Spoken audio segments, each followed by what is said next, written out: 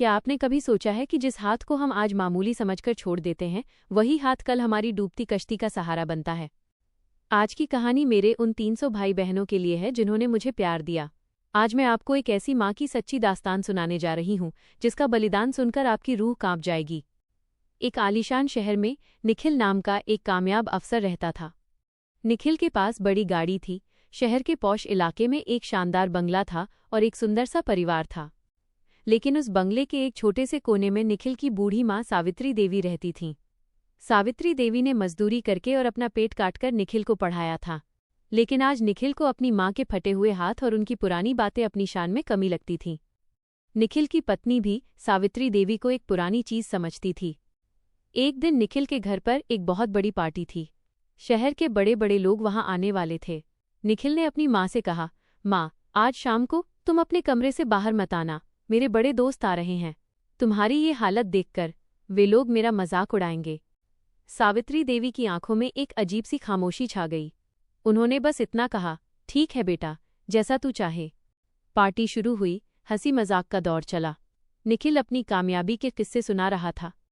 अचानक बिजली कड़की और तेज बारिश शुरू हो गई। तभी पार्टी में एक बहुत ही अमीर और प्रतिष्ठित बुजुर्ग पहुंचे। वे शहर के सबसे बड़े अस्पताल के मालिक थे। हर कोई उनके सामने सिर झुकाकर खड़ा था। जब उन बुजुर्ग की नज़र कोने में बैठी सावित्री देवी पर पड़ी तो वे दौड़कर उनके पास गए। पूरे हॉल में सन्नाटा छा गया। उन अमीर बुजुर्ग ने सावित्री देवी के पैरों की धूल माथे पर लगाई। निखिल हैरान रह गया। उसने डरते डरते पूछा, सर, आप मेरी माँ को कैसे जानते हैं? उन बुजुर्ग की आंखों में आंसू आ गए। उन्होंने सबके सामने कहा, निखिल, आज मैं जो कुछ भी हूँ इसी माँ की वजह से हूँ। 30 साल पहले जब मैं सड़क पर भूख से मर रहा था और मेरे पास 1 रुपया नहीं था, तब इसी माँ ने अपने हिस्से की रोटी मुझे खिलाई थी।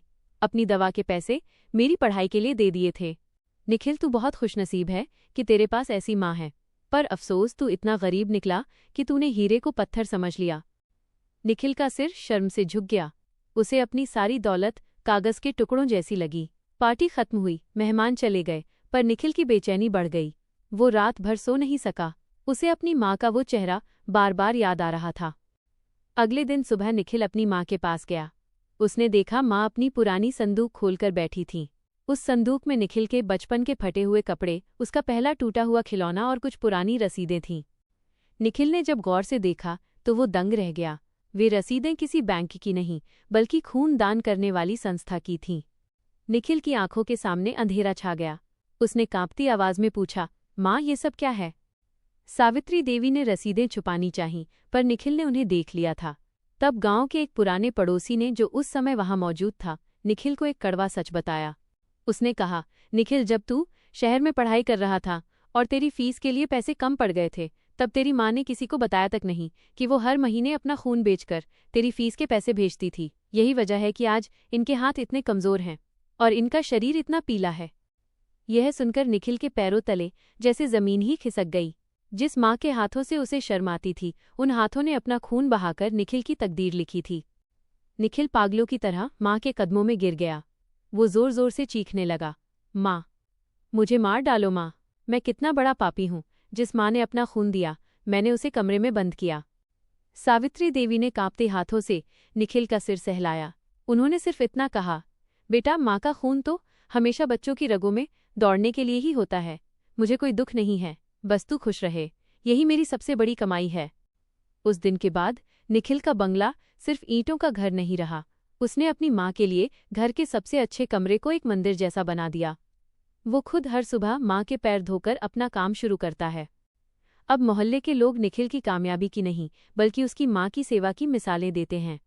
दोस्तों, इस कहानी से हमें यही सीख मिलती है कि दुनिया में सब कुछ दोबारा मिल सकता है, पर माँ का आंचल और उसका त्याग दोबारा कभी नहीं मिलता। अपने माँ बाप का सम्मान करें, क्योंकि उनके आशीर्वाद में भगवान का वास होता है। मेरे प्यारे दर्शकों, 300 सब्सक्राइबर्स के प्यार के लिए मैं आप सभी की आभारी हूँ। आज की यह कहानी आपको कैसी लगी?